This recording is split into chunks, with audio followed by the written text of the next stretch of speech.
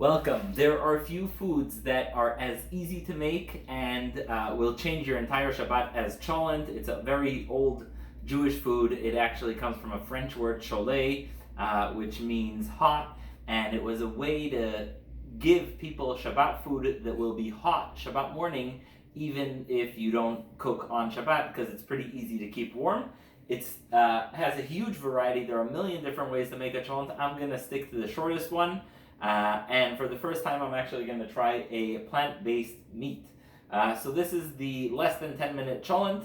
Going to keep you fed for Shabbat, and in many households it actually goes into the week because there's often leftovers. It's a big thing to make. So I'm here with my daughter and thanking her for bearing with me here. So what you need is very simple. You need a crock pot so you can keep it warm the entire Shabbat. You're going to need potatoes.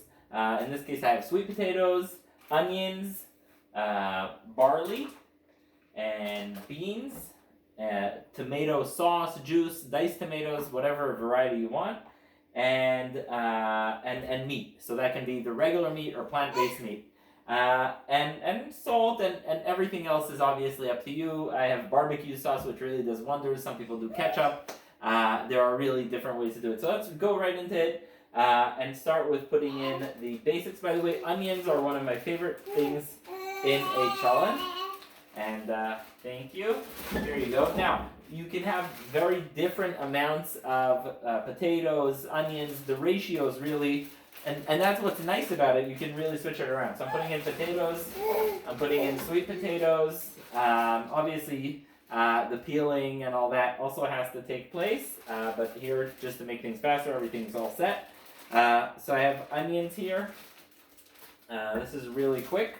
Putting in onions. Again, some people like the ratio of potato to onion to be 4-to-1, some 3-to-1, some 1-to-1. And the garlic always gives it a good taste.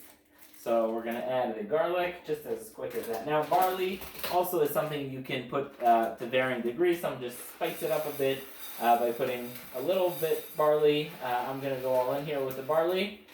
And so you have the potatoes, you have the onions, and you have the barley. So this is a high barley cholent.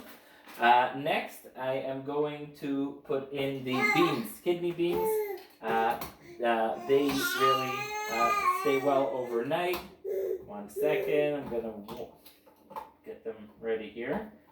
1 sec. Alrighty, here we go. So these are the beans that are going to go in. And then will come the tomatoes. Tomato sauce, diced tomato, etc. So you put them all in. There you go. And now to the tomatoes. So I have here diced tomatoes.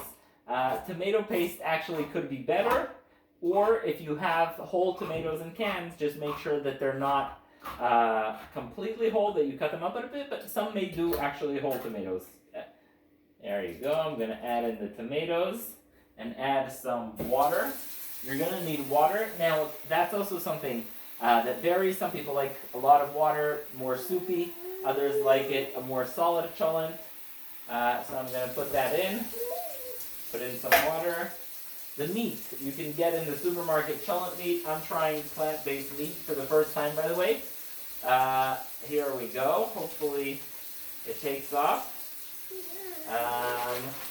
And last but not least, you're going to want your barbecue sauce and salt and spices. And that's it. You're done. You put it in.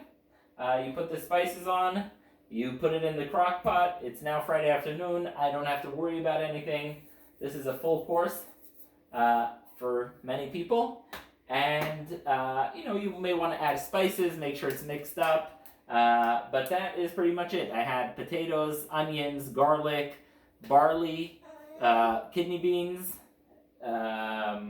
meat, spices, and tomato. That's it. You're all set. Enjoy your cholent. Shabbat shalom. This should be, as you can see, this should be enough for a lot of people. And we did it here in, I think, less than 5 minutes. So good luck. and it's a great way to make Shabbat easy and plentiful.